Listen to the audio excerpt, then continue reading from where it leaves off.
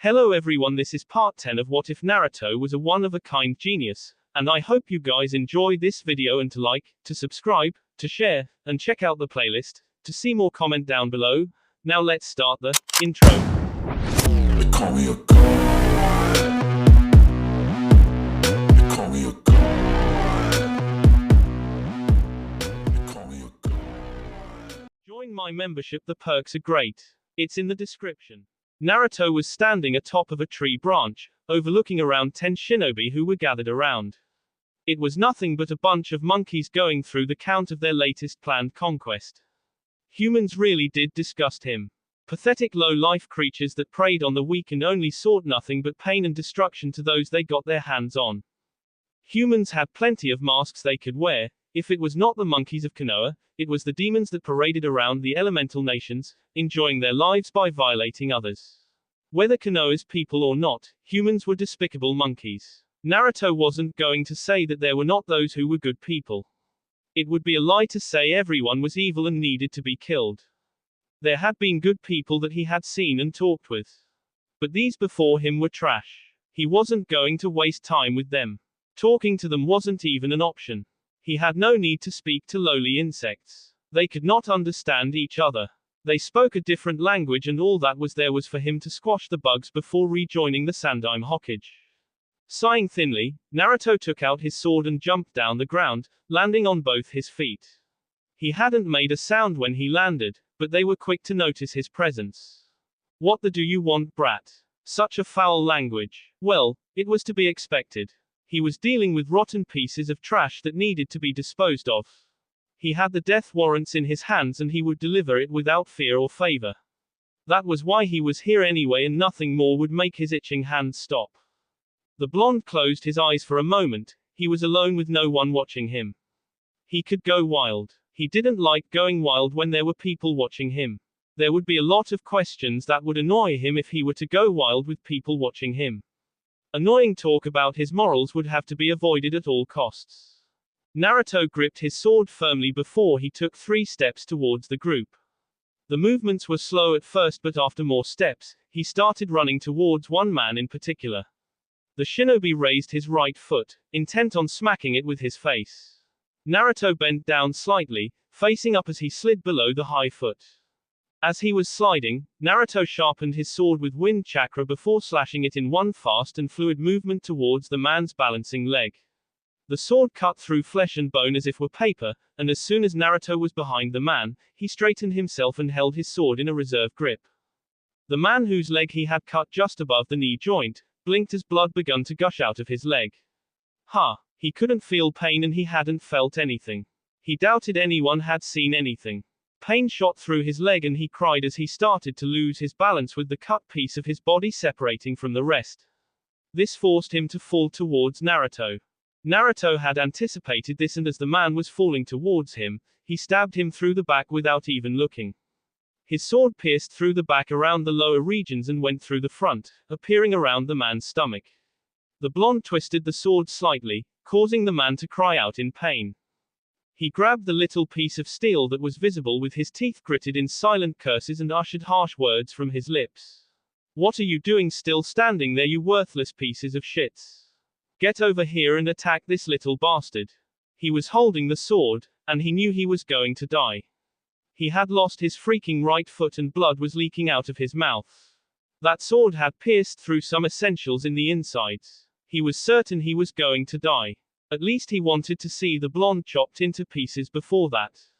Naruto reacted quicker than the people he saw as monkeys. He leaned forward as if he were falling forward before raising his left foot. He then kicked back, landing a hit on the man behind him. The kick forced the man to stumble forward. Because neither had let go of his sword, the man was cut through his hands by the blade of the sword as Naruto pulled it. The blonde straightened himself, and before he could think of making a move, he was forced to sidestep a punch driven towards his face. The blonde took a step to the left while twisting clockwise. He stopped on the side of the man, standing up on his side. He channeled chakra into his left foot and kicked out, well, more like stomped on the man's right leg, just around the knee. There was so much force behind the attack that there was sickening crack as the man's leg bended in ways it shouldn't. What followed then was another cry of pain. As the man was falling down the ground, clutching his broken leg, Naruto spun around before slamming his outstretched right foot on the man's temple. The kick connected with the forehead brutally and sent the man crashing towards a tree branch. "Why, you little bastard!" another shouted, charging towards him. This time another followed the example. They were attacking him front and back. Naruto stood still for a moment. He jumped up when they were just a second from landing hits on him. His jump had been chakra enhanced, and had occurred quickly. The blonde outstretched both his feet once he had reached a good height. Both feet landed on the two attackers, sending them tumbling backwards. Naruto suddenly blurred away from between the two. He appeared behind one of them, with his sword still in hand. He didn't waste time in driving it towards the back of his neck. The blade pierced through, appearing from the man's throat. Naruto removed the sword by pushing his latest victim towards his next. The man was trying to balance his footing but was still able to catch his bleeding ally. It sickened him seeing blood gushing out of his ally's throat. He tried putting his hand on the gash in order to stop the bleeding. His body froze when he felt something cold in his chest. He pushed his ally away and looked down, and as he did, blood began to drop out of his mouth. He saw a sword, sticking out of his chest. It had unmistakably pierced through his heart. How come he was still alive then? Naruto removed the sword and walked a couple of feet away from the falling man before flicking his sword to get rid of the blood on it. That was just about 6 remaining. Since they were weak, he wouldn't need to spend too much more time with them. Without any more thoughts, the blonde disappeared. 5 of the 6 were lying on the ground, dead, with just the remaining one held by Naruto's right grip. The blonde was able to lift up the tall man because he didn't have both his feet. Naruto had brutally cut them from the knees. He didn't mind the blood gushing out of the man. He channeled chakra into his finger muscles before snapping the man's neck. Without even batting an eyelash, he threw the body away from him and picked up his sword from the ground before sheathing it. A clone puffed up on his right.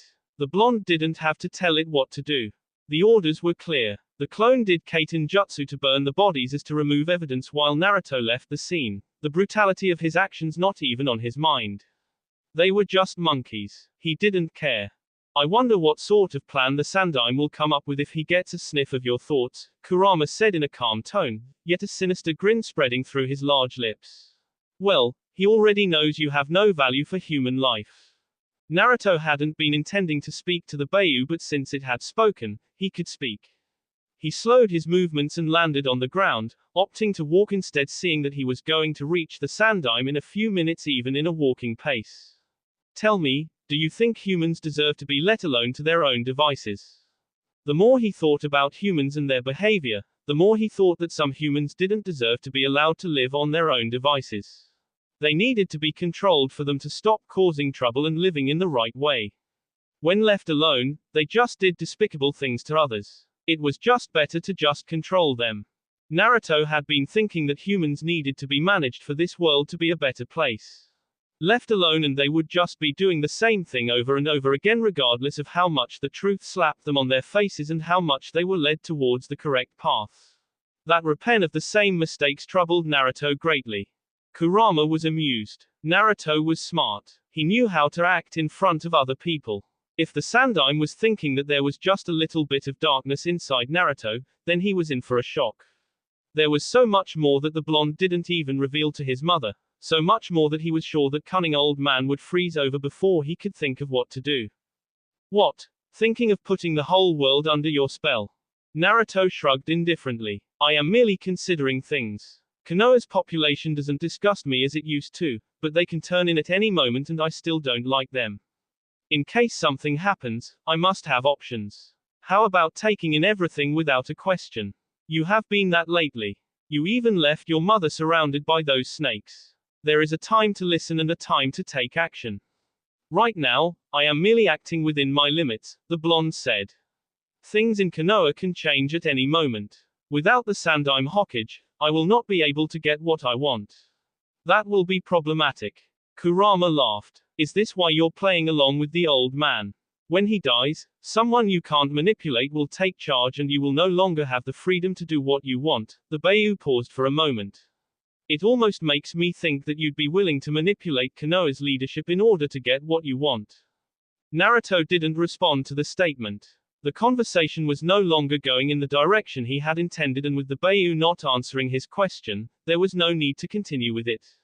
Answer. The blonde stopped talking and increased his pace slightly. The blonde reached the Sandaim's company minutes later with the old man being flanked by an Anbu. He hadn't questioned why the old man had sent him instead of the experienced Anbu walking beside him. Being that he was given an order, he had simply followed it without question. He could make out the Sandaim's reasons later on. The Sandaim Hokage smiled at Naruto, seeing him return in one piece. He was relieved that the blonde was okay, even though he had sent him knowing that he would return just fine. Naruto wasn't some weak shinobi who could be taken out just by anyone. Everything sorted out? Sarutobi asked, his eyes dancing around Naruto's form. Yes, the blonde responded quietly with a small nod. The Sandaim was curious about how Naruto went about his business, but the thought that came to mind was that Naruto killed everyone.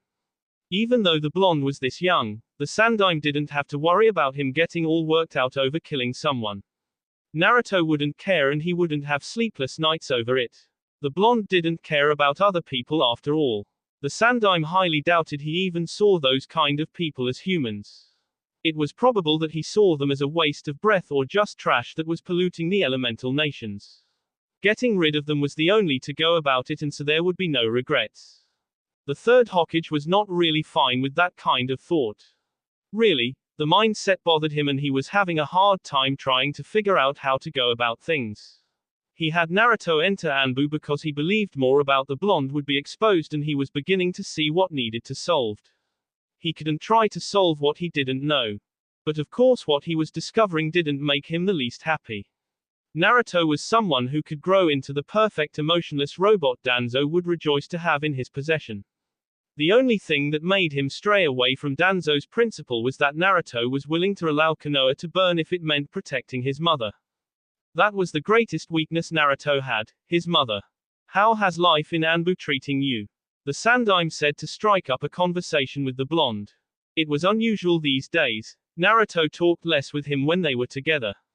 The conversations they usually had were dying little by little, and unless he engaged in a talk, Naruto entered the silent mode. The Sandaim thought it to be dangerous to allow someone with Naruto's mind to spend time in his thoughts. The Sandaim was willing to go as far as to say that the boy was a genius. Rasa had been nothing but full of praises for the blonde. But of course he did note if things were not handled carefully, the blonde would turn out to be dangerous. The Sandaim knew that firsthand before anyone. Perhaps the other person who knew this was Itachi. The Uchiha had had an understanding with Naruto, and they had worked well together. Still, that didn't hide the dangers that Naruto posed. Fine, Naruto said. He merely responded out of respect of the Sandaim Hokage. It was a waste of time for the old man to ask him the question when he knew he had people watching his movements. If he was struggling, then the old man would know. Well, that is if he allows something to slip. The possibilities of something like that happening were as rare as rain falling down in the village hidden in sand. Just fine, huh? The Sandaim Hokage paused for a moment before speaking again. Well, I am glad you're doing well. I have been meaning to ask. Jiraiya says your skills are low, Jonin, at best. Why is that? Naruto raised an eyebrow at the question. I don't follow, he said. That wasn't really true. He did get where the old man was going with things, but they had a policy that they ought to be clear with everything that they say.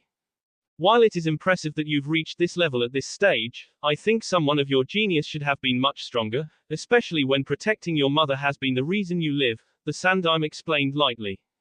Naruto had also received training from him and Kakashi. Given how much the blonde liked to get his hands dirty when fighting for his mother, the Sandaim expected something much bigger than what the blonde was showing. Itachi had also trained him, and that Jiraiya had done so as well. During the years he was away, he focused on his training. It hadn't been a training regime that a normal person could survive. Naruto had been pushing himself to his limits with his training.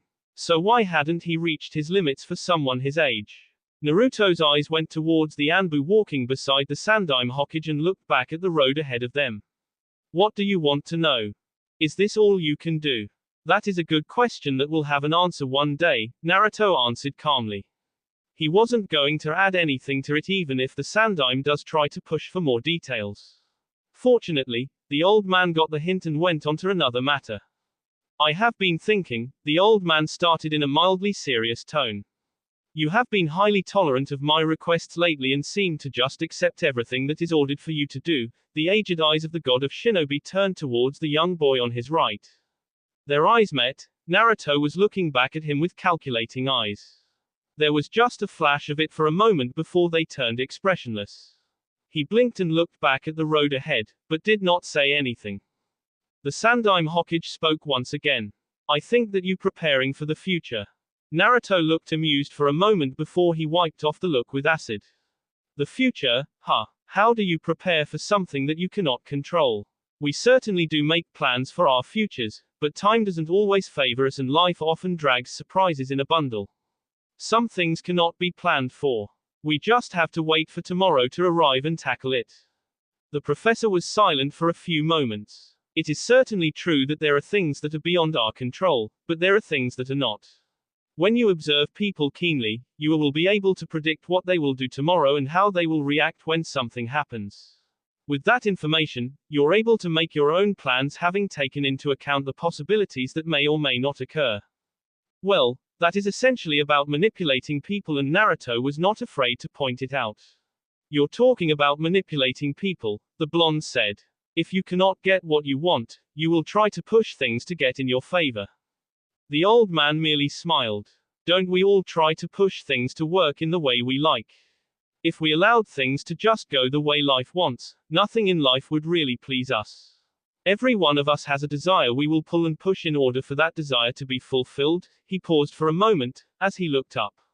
I'm saying that even you have your desires and will do what you can to make sure they are realized. Naruto said nothing. It wasn't because he agreed or disagreed with the Sandaime's statement, he just didn't have anything he could add. No, he could add something. The old man just hadn't asked him anything. He had merely made a statement and Naruto had the freedom to choose whether he could respond to it or not. You have not made it a secret that your mother comes first before Konoha, and those elders as well as clan heads know very well that you'd forsake the village in the blink of an eye if it meant protecting your mother. Naruto showed no emotion to it, but he did respond. A foolish mistake on my part, he said. The wisest thing to do had been to keep it to himself, not broadcast it for all to see. He really hoped that it doesn't come back to haunt him in the days to come. Well, he had been young back then. It couldn't be helped. The Sandaime was very much aware that the foolish part Naruto was referring to wasn't that he didn't care about Konoha, it was that he hadn't bothered to hide it in the eyes of those people that he didn't care about the village. Granted his position, it had been a risky move, but one that had allowed the old man to make his movements. You can say that, the old man said calmly. He really wished that there could be a day that the blonde would say he cared for Konoha, but the reality was that Naruto had no attachment to Konoha, and that would prove to be a problem in the future. No one would want a Jinchuriki who would rather have his village destroyed than save it. There haven't been movements to try to educate you to love Konoha because I have been firm on my stance with you, the old man continued. If it were really up to some people, they would have had you taken up by Danzo to be raised by him. With the early signs of indifference towards Konoha you showed, they would have done so if I had been weak. But since your return from your time away, you haven't been bluntly showing that you don't care about Konoha. Really, you have been doing nothing but work for the village. Of course that will not convince some people, but it might convince some. Loyalty is a very important thing in a shinobi's life. Towards Konoha, you do not have that, and that makes some people nervous. You have discovered this, haven't you, Naruto? I have, Naruto said without going into detail about it. And you have realized that you have been safe because of my efforts. But should I disappear, everything will change. I will no longer be able to stop anyone from doing anything to you. Jiraiya will definitely be on your side, but that doesn't guarantee anything. This is why you're taking corrective measures now. The Sandaime paused, as he put on a serious mask on his face. What would you do if they turned on you, Naruto? Naruto's answer didn't need to be searched, it was right at the tip of his tongue. Whatever is necessary, that was his response. The Sandaime Hokage frowned. He had feared something like that. Naruto would do anything to protect himself and his mother. That old man had no doubt about that. He needed to play his cards right to ensure that Naruto learned a few things and that no one had any plans to do something towards Naruto in case something happens to him. Sarutobi had no doubt that if someone tried something, there would be hell to pay. Naruto was willing to let some things slide, but he was sure betrayal was not one of them, especially if it would have an effect on his mother. He had little doubt that Konoha would see a vengeful Naruto in that moment, and given how much of player the blonde was, nothing good would come out of it. His job was really troublesome. When were things just going to come easy for him? When faced by situations like this, he had to make troublesome decisions that would end up making him look like a cold monster.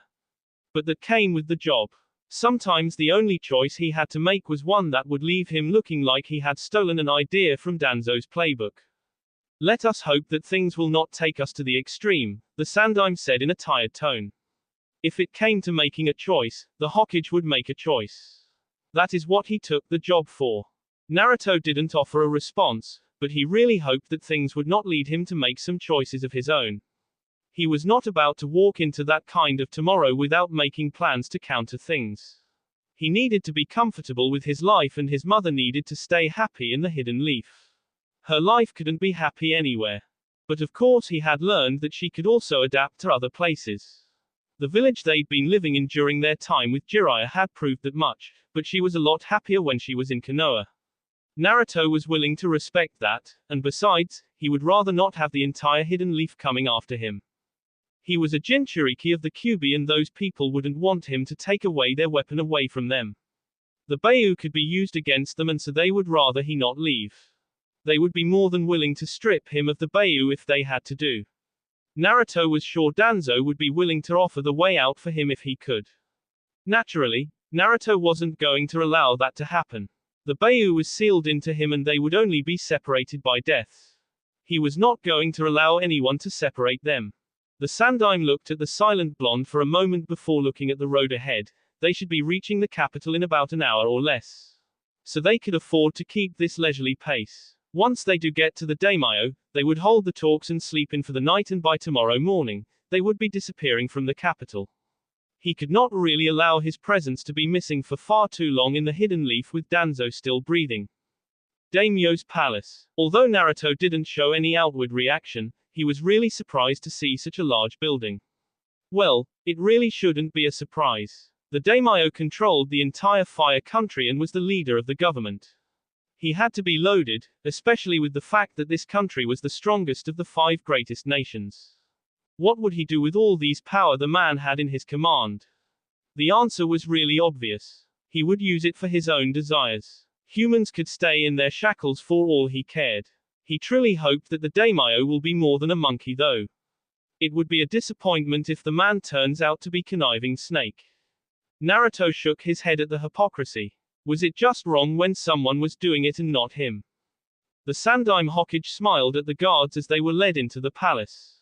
Naruto was as calm as he usually was. The air around him seemed untouchable. He was sure the blonde had a motive for coming here, and the old man wasn't going to make it easy for him to play his game. He didn't have to worry about Naruto showing the right manners in front of the feudal lord. The blonde's attire was formal. It really gave the old man thoughts about it. Naruto could follow formalities, but his choice of wearing formal attire really stood out. The why bothered him, as it didn't give him any answers. Or perhaps he just frowned at the answers he got. Hiruzen, the feudal lord, called with a smile as his fellow old man was escorted into his office within the palace. Daimyo-sama, the Sandaime Hokage responded politely. You will have to forgive me for requesting that we talk within my arrival. I really cannot afford to be away from Konoha for far too long. With shinobi, something is always lurking, and you must be there to stop it. The feudal lord waved his hand dismissively. It is quite all right, but I do expect you to stay the night. Of course, the Sandaime Hokage said. He pointed at his right. This is young Naruto, he said. Naruto bowed slightly as he spoke. Uzumaki Naruto, the blonde said. I was most honored when I was informed that you wanted to see me, Daimyo-sama. The daimyo smiled as he sat down. The blonde didn't appear stiff as if he was being forced to bow. It seemed to just come naturally, like he had been doing it for some time. I'm glad you could make it, young Naruto, the old man said. Please have a seat. The two did as told before the Sandaime took out a file from his robes. I came with gifts, he said as he handed the file to the daimyo. The feudal lord took the file and looked through it for a few moments. His eyes showed no surprise at what he was reading. He looked back at the Sandaime Hokage before placing the file inside a drawer on his desk. You can never really trust anyone these days, the feudal lord said. When you think you can trust people, they do this to you. Can I trust you, Hiruzen? Haven't I always been supportive? The Sandaime responded calmly. The feudal lord nodded. Yes, you have always been supportive. We have been working together for far too long. You have been Hokage for too long. Say, have you thought of leaving the job for someone? Hiruzen smiled. I will retire when you do, daimyo-sama. The feudal chuckled slightly. Well, you will have to wait a little longer, he said before turning to Naruto. I presume that you have been training him. I have to ask this question, can I trust you, Naruto-kun? I have had a good working relationship with the Sandaime and I think I would get along with anyone who was trained by the Sandaime Hokage. Naruto smiled. Trust is the string that holds a relationship together. Without trust, a relationship cannot be fruitful. There will always be second guessing and suspicious assumptions. Having said that, I know that trust isn't something that can be gained just like that. He paused for a moment, bowing his head slightly. But to answer your question, you can trust me, daimyo-sama, and I hope my actions will be enough to prove that I am trustworthy. The Sandaime was officially worried. It was apparent that Naruto had learned to play around people. The blonde of before wouldn't have bothered smiling to the daimyo and he certainly wouldn't be acting like this. This was truly a problem. What was Naruto really after? Did he want to get in the good books of the daimyo just so he could have a safe passage in case something happens in Konoha?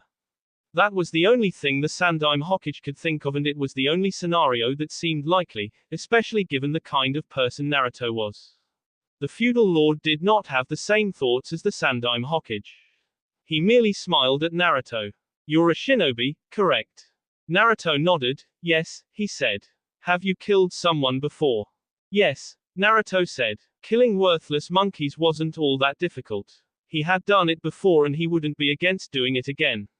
Well, he was a shinobi and death came with the job. Excellent, the daimyo said happily. I'm sure the Sandaime knows everything about the matter he just brought to me. I want you to handle it this night.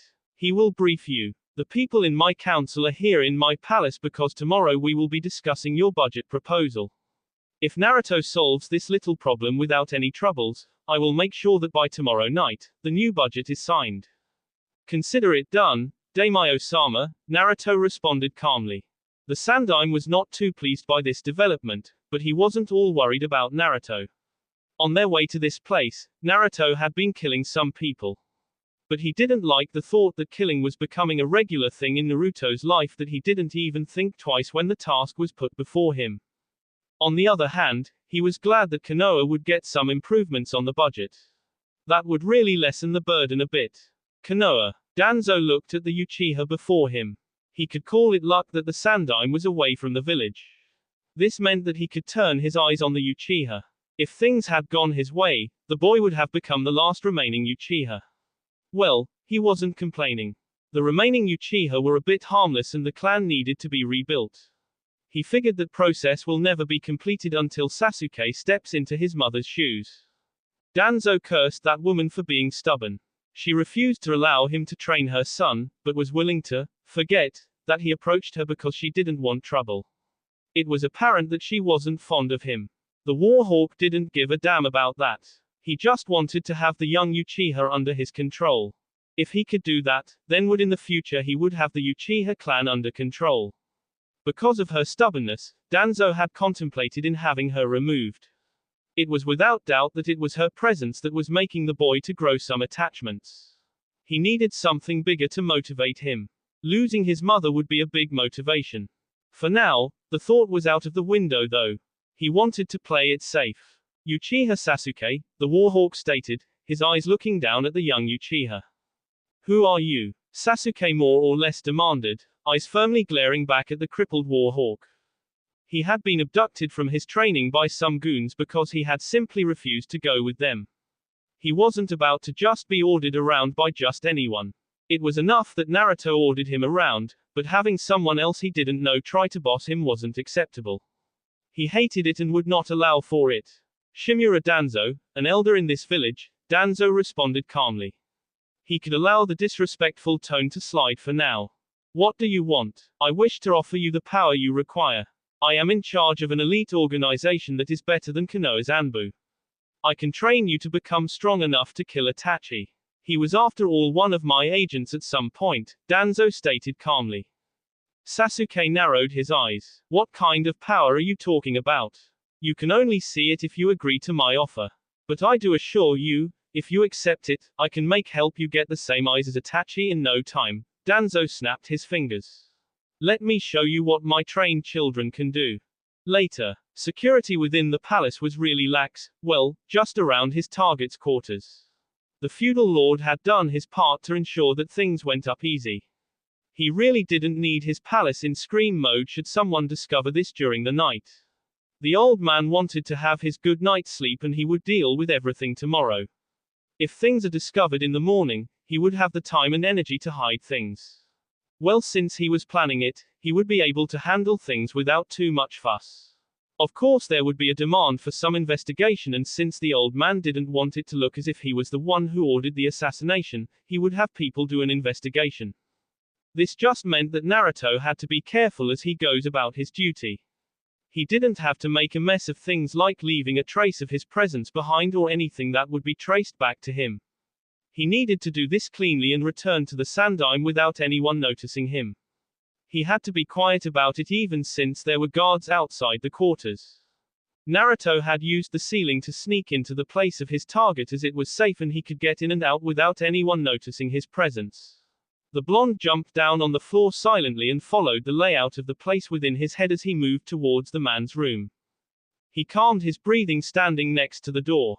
How was he going to go about this? Should he use a kunai, a kitchen knife, or just a senbon? He decided the latter would do. He just had to make his movements right and everything would be well. Naruto placed his hand on the doorknob and silently twisted it.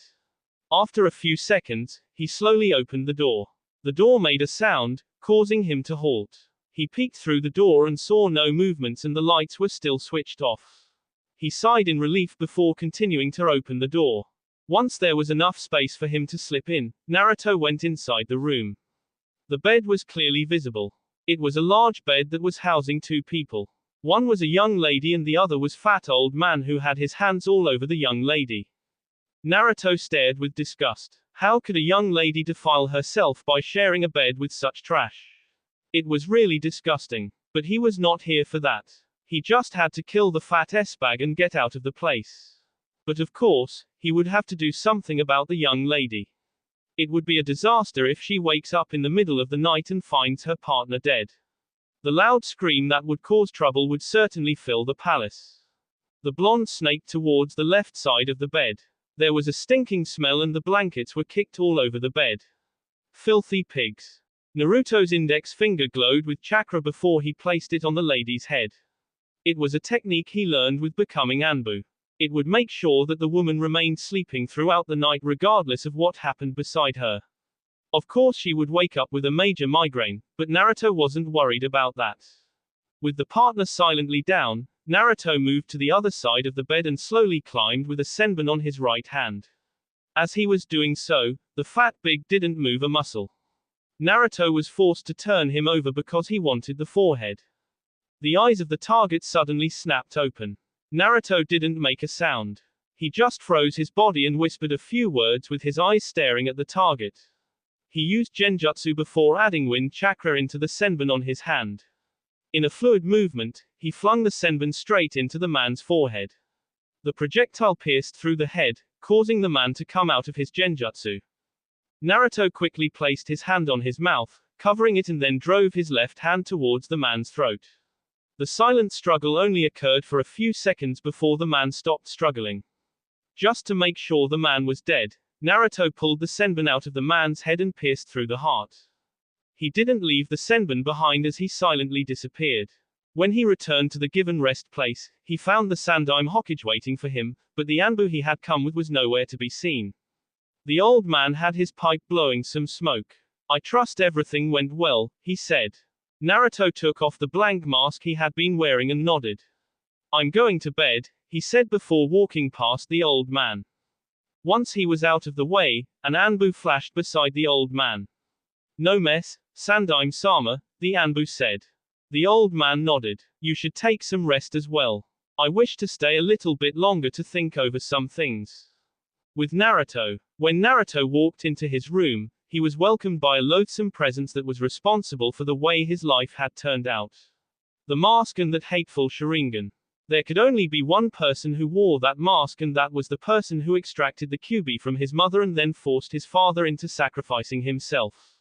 This was the man who called himself Uchiha Madara, and a person Naruto didn't like very much. Perhaps that was an understatement, but this was still the man who was responsible for the pain his mother experienced. Even so, when faced by the masked man, Naruto's expression was just blank. There was not even a raise of the eyebrow or a slight twitch on his face. He just stared at the man before him as the door shut behind him. There was not even a thought of charging towards the man. It would be a foolish move, and Naruto had graduated from the Fool's Academy to be making such amateurish decisions. The man wore the cloak, Akatsuki cloak. He was the same person Itachi feared, but Naruto did not. He wasn't like Itachi. Uzumaki Naruto, Obito started, looking at the young boy before him. Itachi speaks highly of you with his partner. I can see that he has not been exaggerating. The blonde didn't look like he was going to attack, and his presence hadn't drawn the slightest of reactions from him. The blonde looked calm, as if before him wasn't the man who was responsible for the Kyuubi's rampage. What a curious child. What do you want? Obito looked on for a few moments before he responded. I don't really know what you talked to Itachi about, but I know that there is a lot more happening, and I know the truth about the Uchiha incident that had Itachi named as an S-rank criminal. If Obito was looking for a reaction from Naruto, he did not get it. In fact, Naruto's response was a simple, so. Obito had to blink at that baffling response. That wasn't expected. Really. I'd come to see if Itachi has been talking to you about with regards to our organization. I know he still has connection with you. Naruto stared at the man for a long minute. I'm not at liberty to discuss anything with you, and really, I don't like you very much to be talking to you in this kind of position. Obito took slow and purposeful steps towards the blonde. Still, there wasn't that reaction from Naruto that would make him happy. The blonde just stared back at him with that expressionless face of his. Really, he could not tell if the blonde really hated him or not. He could not begin to figure out what was going inside that small head. The blonde was just completely unreadable. There will be a time that I will request what is inside of you, and if you really do love your mother, you will give it. Naruto's flickered into a cold generator for a split second. I see, he said. If you become obedient, perhaps you can be of some use. You hate the people of this world, and I want to create a world that will not have those kind of people you hate. The world I wish to create is one that is gentle and one that you can actually be happy, and not even for a second will you have to worry about your mother, Obito stated. Not even for a second. If you want your father back, you can even have him back. It will be a world where even your deepest desires can exist. Why are you telling me this? Itachi won't stop telling you things, but he also won't refuse doing what we order him to do. I need his power for my dream. That means I must accommodate you as well as your precious Jinchuriki. Having said that, Obito disappeared. Naruto's expression was replaced by a really deep scowl as the man disappeared. He had 3 Mangekyo Sharingans in his possession. He could work something out. Itachi had given him Shisui's eye. He could reprogram it to do what he wanted. It didn't matter who the person was and how powerful the person was. That Sharingan could enslave anyone. Not even Itachi, who was a Genjutsu master, could escape from its power. It had the ultimate Genjutsu after all. Naruto had found his first target. I really like you when you think like this, Kurama said. For the first time I will be happy at the use of the cursed Dujutsu. The Uchihas use it to manipulate others. It will be a joy to see them being manipulated by their own Dujutsu. I will be more than willing to give you my power to make it happen. How do we go about that? Implant the Sharingan into your eye socket. You don't have to be good at it. I will heal any damage incurred. When that human comes to you again, you will use it, and to make it effective, I will give you my chakra. You can even drag him to my domain and use that other Sharingan as backup, Kurama offered. I can make it happen, but only on one condition. What? After the deed is done, you will remove the cursed eye. Naruto snorted. Paranoid are we? You are afraid that I will also use it on you. Naruto didn't wait for a response. Well, he was certain the Bayou wouldn't respond to that. Fine, you have an agreement. The following day, the Sandaime Hokage had to close his eyes as he enjoyed the comfort of his chair within his office. It had just been a day, but for how long had he been waking to stare into these walls? It had been too long. Very long, and yet he was still looking forward to many more years in this chair. For now, there was no one who could take the position, and so he had to stay in the game. Really, he didn't need anyone who would be taking over from him just to bend to the demands of his former teammates and Danzo's schemes. At least the War Hawk was staying away from Naruto for now. He had been very serious about hanging the War Hawk's head at the Hokage monument if he made a move on Naruto. Speaking of the blonde, the third looked at Naruto before speaking. You have the next 2 days off. You can spend the time with your mother and reacquaint yourself with Ino-chan. The old man paused for a moment. When was the last time you spoke to her? Some days ago, Naruto said a bit indifferently. You shouldn't forget your friends, Naruto, the old man said firmly. Well, it isn't like that girl will allow you to forget her. She has a rather strong personality, the old man with a smile. She does, Naruto said with a nod. I will take my leave now, Naruto said before disappearing from the office. The Sandaime Hokage just blinked before shaking his head.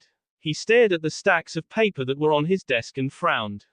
Suddenly, he wished he had remained at the feudal lord's palace for a little while longer. But then he thought, if he had stayed a bit longer, the paperwork would have been hitting the ceiling. Uchiha compound. When Naruto didn't find his mother at their house, he was almost certain that he would find her at the Uchiha compound. Sure, she did go out a bit more often these days, but this place had been like their other home. Could he really forget that he used to have dinners with the Uchihas those days? Fugaku was still breathing and Itachi was still visible around the village. Things had changed now, well, not completely. They were still close to the Uchihas. What had changed was how people viewed Itachi. Naruto found it to be amusing that they now cursed his name and said he was a crazy bastard who got corrupted by power and turned on his own clan. They had been praising him as a different breed from all other Uchihas, and now they cursed his very existence. Of course, the rumors didn't really bother Naruto too much to actually worry or be mad about it, even though he knew the truth. Itachi knew what he was getting himself into when he made the choice, and since it was really human nature to turn quickly, Naruto wasn't surprised. Naruto, Kushina said happily as Naruto walked into the kitchen within Mikoto's house. You're back in one piece. I was thinking perhaps the feudal lord would try to have a piece of you remain in his palace. Naruto smiled at his mother as he walked up to her side. He stood beside her before he responded. Even if he is the daimyo, I would have said no right there and then. It would have been a firm no even. Kushina laughed. I can really imagine you saying that, she said with a shake of her head. The Sandaime would try to play the peacemaker after that kind of response, Mikoto added with a smile of her own. How was the trip though? Did they treat you well? Naruto nodded. The food there was rather pleasant and the atmosphere wasn't all that bad at all, Naruto responded calmly. The journey was as safe as it could be. I trust nothing bad actually occurred in my absence. All is well, Kushina said. Naruto nodded. He was conflicted right now as he didn't know which choice to make. He could choose to stay here and join in the ladies in their conversation, but he really didn't want to intrude. With Sasuke within the compound, he could go on to train the Uchiha for about an hour and then return home along with his mother. That could work. He still had the rest of tomorrow all free. He could do something with his mother together tomorrow. Naruto nodded to himself. Other than dinner and a few conversations, he hasn't been doing anything with his mother like he used to, and he was missing those days. He could make it possible. Sasuke is at the training ground, Mikoto said to Naruto. The blonde nodded and looked at his mother. Don't leave without me. I won't take much time with Sasuke. So we can leave together later on. Kushina smiled. Just go. I wasn't planning on leaving you behind anyway, she said calmly. Don't forget to get along with Sasu-chan, the redhead Uzumaki said. Hi, Naruto said with a wave of his right hand as he disappeared from the presence of the two women. He is growing, Mikoto said looking at the space Naruto had been occupying moments earlier. I mean things have really changed. Well, I have been forcing him to learn to live without seeing me every time he blinks. He needs to get used to it because things will not always be like that as he grows. If I'd allowed things to go as they were, I would have a problem when he does grow, Kushina said. Mikoto nodded. Well, you want him to grow up enough to learn to live on his own and maybe get someone to love, huh? She said with a small smile. Kushina nodded. Well, there is Temari and Ino. I have grown to love Temari though, the woman said. I must meet her one these days, Mikoto said. I wish to approve of anyone who wishes to take my Naruto away from me, the woman added with a smile. We both have problems though. I have mine that is called Sasuke and his obsession with his brother, she added with a frown. He is getting better, Kushina offered. Yes, Mikoto said with a nod. He is, but I still worry. Well, at least he doesn't snap when someone mentions Itachi and he does smile a bit more these days. Having a mother really does help. I can't really imagine how he would have turned out if I wasn't here. Well, let us be happy that you are alive to raise him, Kushina said. Raising both Naruto and Sasuke would have been the death of me. I can't help but agree with that, Mikoto said with a nod. Training ground. Sasuke stopped his exercises as he looked at the incoming blonde. What to do? Naruto had really started as a bully before him and his mother was insisting that he get along with the blonde. She wanted for them to become friends, but the blonde was nothing of that kind. Really, Sasuke didn't see the need to go that far, but his mother was insisting. Now that he thought of it, Naruto's mother had been pushing for the blonde to make friends as well. Where had that disappeared off to? The young Uchiha shook his head and stared at those expressionless eyes for a long minute. With Naruto's help, he was really improving and if the blonde was in Anbu, it meant that he was really strong. Sasuke didn't doubt that Naruto was strong, but how strong was really the question that begged an answer. Naruto stopped just in front of Sasuke and settled down. I'm a bit worn out today, the blonde started. I won't be doing anything that will be too taxing, he said calmly. Sasuke just grunted in response. It was always like this. How was he supposed to be friends with someone who spoke to him like this? Obviously, the blonde saw him as just the Uchiha he needed to bully in the pretense of training. Speak your mind, Naruto said to Sasuke seeing that the Uchiha was having an internal struggle. Sasuke raised an eyebrow in curiosity. There was no usual sternness in Naruto's tone, but just an invitation. Why are you being like this? Naruto looked on for a moment. I've grown fond of your mother and if I'm bad to you, it doesn't really please her, the blonde said. Besides, it is rather troublesome having to be rough all the time. I get tired of all the yelling and hitting. Sometimes I just wish for words without threats to get through, the blonde explained lightly. Sasuke stared at Naruto before shaking his head as he sat down as well. Why do you not hate Itachi? Who said I don't hate him? Naruto asked curiously as the question from the Uchiha. You have never spoken anything bad about him, nor does my mother and I have noticed that you seem to get along with her.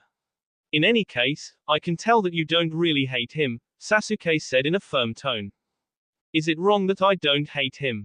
Would you prefer it if I hate him? Naruto asked in a quiet tone. I don't know if it would be right or wrong, but I would have understood it if you hated him.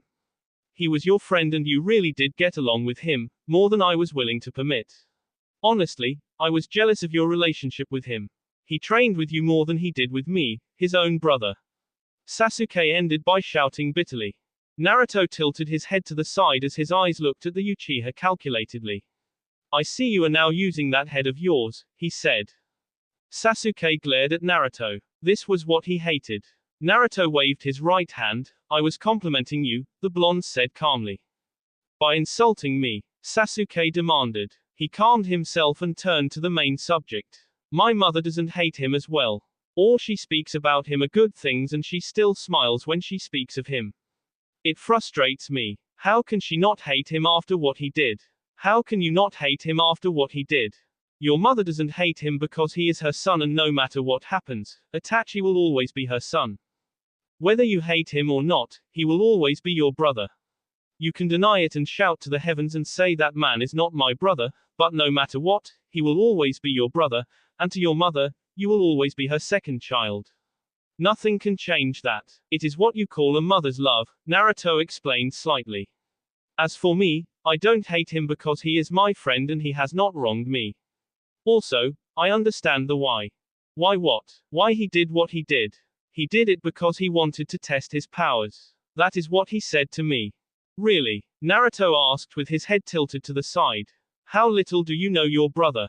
Did you really know your brother, Sasuke? Had it occurred to you that he may have been lying about that?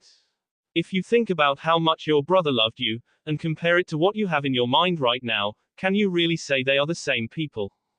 Sasuke frowned deeply. It was true that the images were a contrast and that his brother was a loving person while, that, Itachi was a murderous person. Still he could not forget what he saw. He could not forget what that man said to him. The Uchiha shook his head and changed the subject. Danzo appeared. Well, he dragged me, Naruto had said to tell him if Danzo approached him. What did he want? He was offering me power to kill that traitorous brother of mine, Sasuke said. You will not accept his offer, Naruto said firmly. Allowing Danzo to train Sasuke would be a failure on his part. Itachi had tasked him to protect and look after his younger brother. Danzo was a corrupt and conniving devil that he could not allow near Sasuke. The Warhawk would certainly fill the Uchiha's head with some nonsense and that would undo all his work. This meant that he had to have a talk with that man. A serious talk. Naruto stood up. Let us see how you have come, he said, inviting Sasuke to attack him.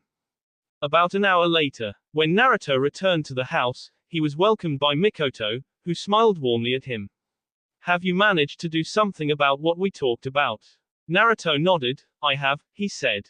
I will try to convince him if he needs to be convinced the next time I do see him. It won't be long though, the blonde said. Has Danzo approached you about Sasuke? Mikoto looked scared for a moment before she responded. Yes, she said. I see, Naruto said. Well, Mikoto, I will see you tomorrow hopefully and you need not worry about Danzo. I will not permit him to go near Sasuke. That corrupt monkey will not do anything to your son. For everything he has done, he has some nerve sneaking up to Sasuke. Although he was still just a child and Danzo was a war veteran, Mikoto believed it when Naruto said she would not allow Danzo get near her son. How could she not believe the words of her beloved hero? He was not the one to be joking around. I will reward you one of these days. Well, when you have grown old enough, Mikoto said a bit slyly. Naruto looked confused for a moment but he just nodded and turned away from the woman. He found his mother waiting for him at the entrance. The Uzumaki held out her right and Naruto felt no shame in taking it as the two left Mikoto's house. Everything went okay with Sasuke. Surprisingly, yes, Naruto said. He surprised me today, the blonde added. I'm not on duty tomorrow. Can we do something together? At lunch or later on, Kushina said. I took a part-time job at the flower shop. You know, it isn't being fun being around the house all day. I need to do something when I'm not helping Mikoto-chan. Besides, what kind of a mother would I be, if I am content with allowing my 12-year-old son to be the one to bring food to the table? A mother who enjoys being taken care of by her son. Naruto offered. That will be all for this video. Be sure to like, subscribe, share, and comment down below for more videos. Goodbye.